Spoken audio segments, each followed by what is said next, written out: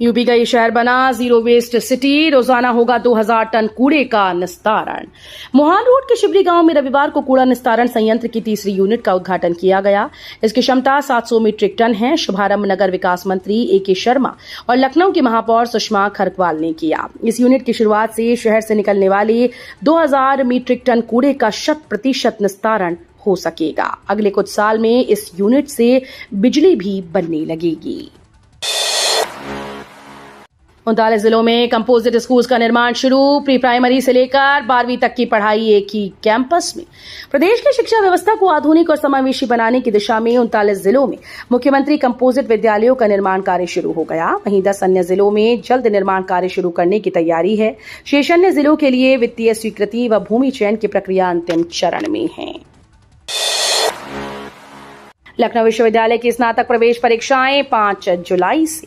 लखनऊ विश्वविद्यालय नए सत्र 2025-26 के स्नातक कोर्सेज के लिए प्रवेश परीक्षा 5 से 12 जुलाई तक आयोजित करेगा। विश्वविद्यालय के प्रवेश समन्वयक डॉक्टर अनित्य गौरव ने 13 पाठ्यक्रमों के लिए प्रस्तावित प्रवेश परीक्षा के समय सारणी का नोटिफिकेशन जारी कर दिया है। डॉक्टर अनित्य गौरव ने बताया कि अभ्यर्थी निर्धारित तिथि और समय का ध्यान रखें। गन्ने की 243 नई किस्में विकसित कर किसानों की आय बढ़ा रही योगी सरकार। उत्तर प्रदेश की योगी सरकार गन्ना किसानों को आर्थिक रूप से सशक्त बनाने के लिए लगातार काम कर रही है। गन्ने की अधिक उत्पादक और रोग रोधी किस्मों के विकास से प्रदेश में खेती की तस्वीर तेजी से बदल रही है। अब तक 243 उन्नत किस्में विकसित की जा चुकी हैं, जो न केवल अधिक उपज दे रही हैं बल्कि शुगर रिकवरी भी बेहतर कर रही हैं।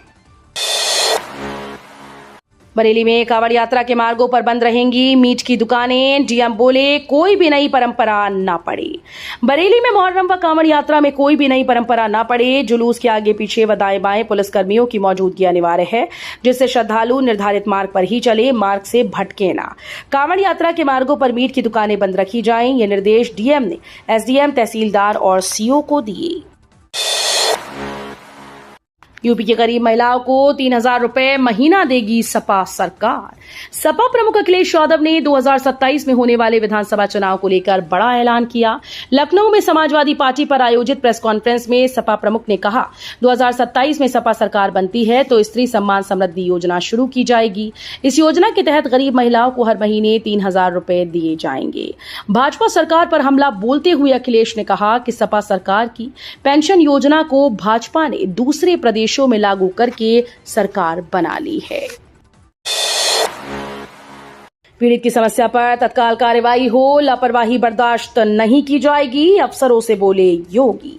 यूपी के मुख्यमंत्री योगी आदित्यनाथ ने रविवार को कहा कि हर पीड़ित की समस्या पर तत्काल कार्रवाई होनी चाहिए, किसी भी तरह की लापरवाही बर्दाश्त नहीं की जाएगी।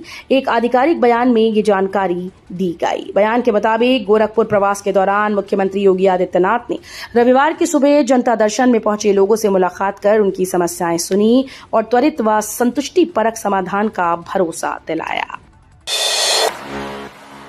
उत्तर प्रदेश में घरेलू सेवाओं में प्रशिक्षित होंगे युवा। योगी सरकार शुरू करेगी हुनर हाथ योजना। उत्तर प्रदेश की योगी सरकार ने एक और नवाचारी पहल करते हुए युवाओं को घरेलू सेवाओं के क्षेत्र में प्रशिक्षित कर आत्मनिर्भर बनाने की दिशा में कदम बढ़ाया है। व्यावसायिक शिक्षा, कौशल विकास और उद्यमशीलता विभाग के द्वारा जल्द ही हुनर हाथ पायलट प्रोजेक्ट की शुरुआत 5 जिलों में की जाएगी। योगी सरकार का बड़ा फैसला, अब बिना OTP नहीं मिलेगा take home ration. Uttar Pradesh सरकार ने कुपोषण के खिलाफ अपने अभियान को और सख्त बनाने के लिए टेक होम राशन वितरण प्रणाली में बड़ा बदलाव किया है। उत्तर प्रदेश के मुख्यमंत्री योगी आदित्यनाथ के निर्देश पर अब 1 जुलाई 2025 से प्रदेश के सभी 1.18 करोड़ लाभार्थियों को राशन तभी मिलेगा जब उनकी पहचान फेस रिकग्निशन सिस्टम और मोबाइल OTP से प्रमाणित होगी। नोएडा वालों की बल्ले बल्ले, इस पार्क में मिलेंगी खास सुविधाएं, मुफ्त में कर सकेंगे सैर सपाटा। ग्रेटर नोएडा वेस्ट के डी पार्क को आकर्षक बनाया जाएगा। मूर्तियां, रंग बिरंगी रोशनी व संगीतमय फव्वारों के साथ बच्चों के मनोरंजन के लिए झूले, टेनिस कोर्ट बनाया जाएगा। ग्रेटर नोएडा प्राधिकरण डी पार्क के सुंदरीकरण पर 9.25 करोड़ रुपए खर्च करेगा। चयनित कंपनी को 2 साल तक पार्क का रख रखाव करना होगा। 1 माह में पार्क के सुंदरीकरण का काम शुरू हो जाएगा। सीएम के कार्यक्रम का 2 विभागों से करा लिया भुगतान, लाखों की पार, खुलासा हुआ तो अफसर हैरान। उत्तर प्रदेश के गोंडा में पार्वती अर्गा झील के पास बीती 2 फरवरी को विश्व आर्द्रभूमि दिवस पर मुख्यमंत्री योगी आदित्यनाथ का कार्यक्रम हुआ था। इस कार्यक्रम का महेंद्र सिंह टेंट हाउस झिलाही बाजार ने 2 विभागों से 13.95 लाख रुपए का भुगतान करा लिया। जांच में मामला सामने आया। इस पर लोक निर्माण विभाग खंड 1 के अवर अभियंता ने फर्म के खिलाफ नगर कोतवाली में मुकदमा दर्ज कराया है। भूमाफियाओं पर एक्शन का सीएम का आदेश। मुख्यमंत्री योगी आदित्यनाथ ने रविवार की सुबह गोरखनाथ मंदिर में आयोजित जनता दर्शन में लोगों से मुलाकात कर उनकी समस्याएं सुनी। उन्होंने भूमाफियाओं पर सख्त कार्रवाई के निर्देश दिए। कहा कि दूसरों की जमीन कब्जा करने वालों पर कोई नरमी न बरते, ऐसे लोगों पर केस दर्ज कर उन्हें जेल भेजें। गोरखनाथ मंदिर में आयोजित जनता दर्शन के दौरान सीएम योगी करीब 200 लोगों से मिले। महंत दिग्विजयनाथ स्मृति भवन के बाहर लगी कुर्सियों पर बैठाए गए लोगों तक मुख्यमंत्री खुद पहुंचे और एक-एक कर उनकी समस्याओं को सुना। नोएडा ग्रेटर नोएडा में भी 2 लाख पुरानी गाड़ियों को 1 नवंबर से नहीं मिलेगा पेट्रोल डीजल। गौतम बुद्ध नगर जिले के पेट्रोल पंपों पर 1 नवंबर से 2 लाख से अधिक गाड़ियों को पेट्रोल डीजल नहीं मिलेगा। ये वाहन अपनी समय सीमा पूरी कर चुके हैं। परिवहन विभाग ने इनका रजिस्ट्रेशन सस्पेंड कर दिया है। करीब 40,000 वाहनों का रजिस्ट्रेशन निरस्त हो चुका है। परिवहन विभाग के अनुसार जिले में 2,08,856 वाहन समय सीमा पूर्ण कर चुके हैं। यूपी कॉलेज में 200 रुपए में मिल रही उत्तर पुस्तिकाओं की फोटोकॉपी, आवेदन शुरू। उदय प्रताप कॉलेज में आरटीआई के तहत सेमेस्टर परीक्षाओं की उत्तर पुस्तिकाओं की फोटोकॉपी के लिए आवेदन प्रक्रिया शुरू हो गई।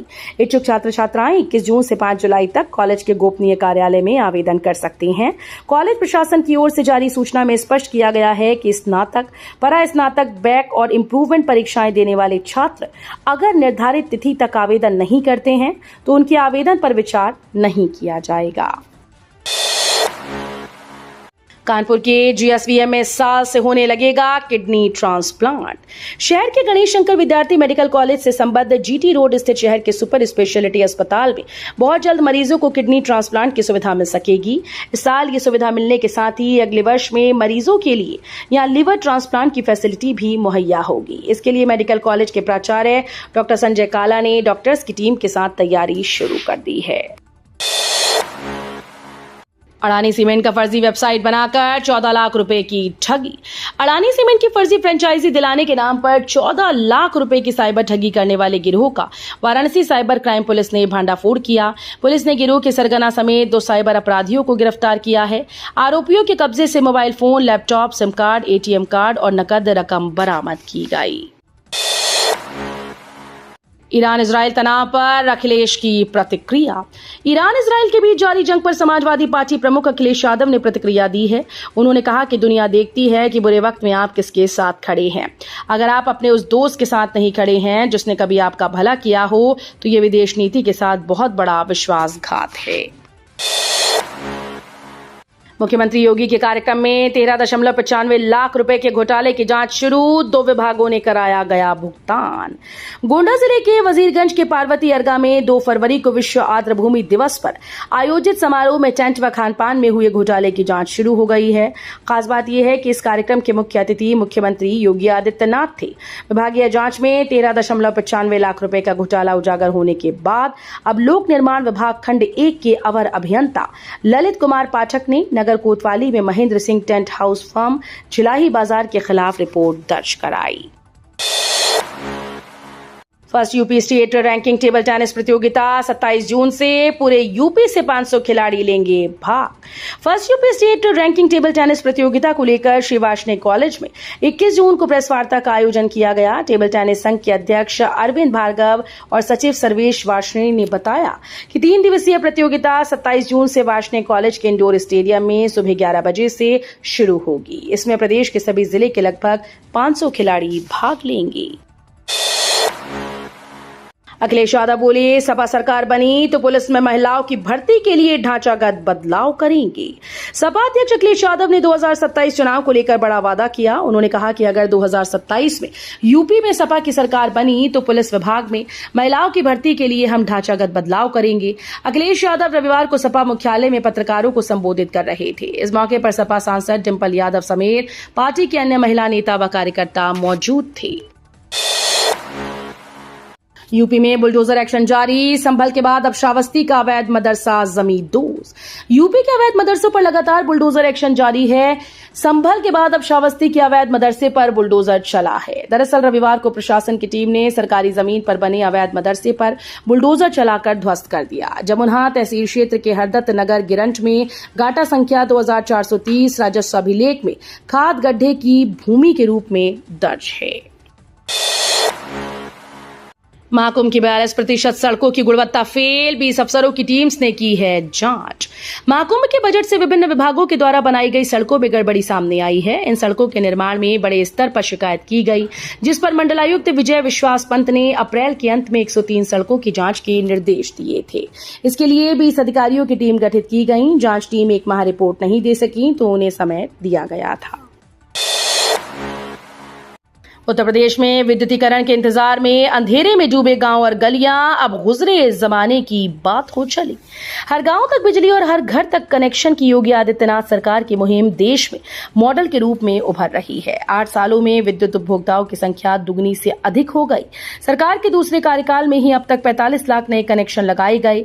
इसके साथ ही मीटर्ड बिलिंग के आंकड़ों में भी बड़ा सुधार हुआ है।